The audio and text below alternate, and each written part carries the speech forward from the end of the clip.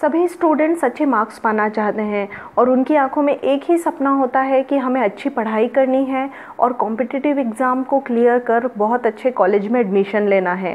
पर बहुत से स्टूडेंट्स इस प्रॉब्लम को फेस करते हैं कि ये जानते हुए भी कि उन्हें पढ़ना है, उनका पढ़ने में मन नहीं लगता या न चाहते हुए भी टाइम पता नहीं कहाँ चला जाता है और कोर्स पूरा नहीं हो पाता। अगर आप भी ऐसे स्टूडेंट्स में से एक हैं तो ये पॉइंट्स आपको पढ़ाई में कंसंट्रेट करने और अच्छा स्कोर करने में ज़रूर मदद करेंगे। किसी भी टारगेट को अचीव करने के लिए हमें एक फोकस्ड माइंडसेट की ज़रूरत होती है, पर कुछ कारणों से हम अपने काम में या पढ़ाई में पूरी तरह से कंसंट्रेट नहीं कर पाते और डाइवर्ट हो जाते हैं। फोकस्ड माइंडसेट के लिए सबसे पहले अपने डेली रूटीन को ऑनेस्टली एनालाइज करके ये देखें कि ऐसी कौन सी चीज़ें हैं जो आपका ध्यान बांट रही है और आपका टाइम वेस्ट कर रही हैं। जैसे कोई विचार जो मन में चल रहे हैं, आदत, इलेक्ट्रॉनिक डिवाइसेस, दोस्त या फिर कुछ और।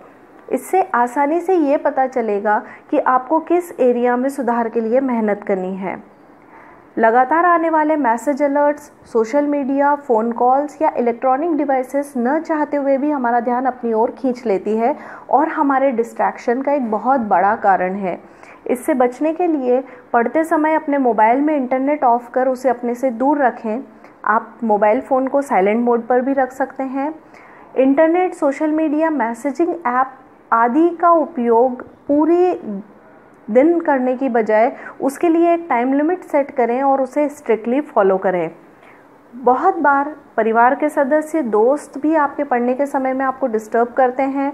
इसके सॉल्यूशन के लिए आप उनसे खुलकर बात करें और उन्हें ये बताएं कि आपका पढ़ने का एक टाइम पीरियड होता है और खेलने, बाहर जाने या बातें करने का टाइम अलग है। हर वो व्यक्ति जो आपकी परवाह करता है और आपको अपने लक्ष्य की प्राप्ति में मदद करना चाहता है, वो खुशी से इस बात को एक्सेप्ट करेगा और आपकी इस बात में हेल्प भी करेगा।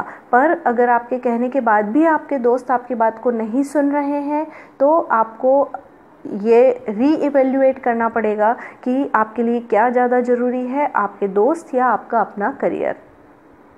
कोई स्पेसिफिक टॉपिक समझ न आने पर या एग्ज़ाम की प्रिपरेशन करते समय ग्रुप स्टडी हमारे लिए बहुत अच्छा ऑप्शन होता है। पर ज़्यादातर बार पढ़ाई के बीच बीच में बातें या कोई डिस्कशन इतना लंबा खिंच जाता है कि वो पढ़ाई का पूरा समय ही ले लेता है। इसलिए जब भी आप ग्रुप स्टडी करें, अपने टाइम पीरियड को और टारगेट को डिसाइड करें और उसे फॉलो करें। साथ ही ये भी देखें कि अकेले पढ़ने और ग्रुप स्टडी में से किस में ज़्यादा बेनिफिट मिल रहा है। कभी कभी आपके दिमाग में चल रहे कुछ विचार या फिर कुछ आदतें आपका टाइम वेस्ट कर देती हैं और आपको पढ़ाई से डिस्ट्रैक्ट कर देती हैं। इससे बचने के लिए आप हियर एंड नाउ प्रिंसिपल को फॉलो करें। इसमें आप अपने आप को बार बार ये याद दिलाते रहें कि आपको कुछ और नहीं सोचना है, आपको सिर्फ और सिर्फ जो क्लास में चल रहा है या जो आप पढ़ रहे हैं उस पर ध्यान देना है।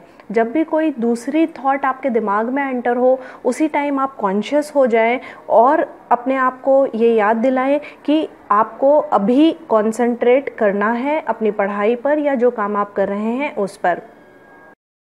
चाहे आप रेगुलरली स्कूल या कॉलेज जाते हों या फिर किसी कॉम्पिटिटिव एग्ज़ाम की प्रिपरेशन के लिए आपने सिर्फ टेस्ट सीरीज़ ज्वाइन की हो, आपको अपने डेली रूटीन को सेट करने की ज़रूरत है, जिसमें पढ़ाई के अलावा दोस्तों से बातचीत करने, मोबाइल का यूज़ करने, खाने, घूमने आदि का भी टाइम डिसाइड हो और उसको आपको किसी भी कंडीशन में फॉलो करना होगा। आपका फिक्स्ड रूटीन आपको फोकस रखता है और इधर उधर डिस्ट्रैक्ट होने नहीं देता। कुछ दिनों तक आपको ये मुश्किल लगेगा पर बाद में आपको इस रूटीन की आदत हो जाएगी।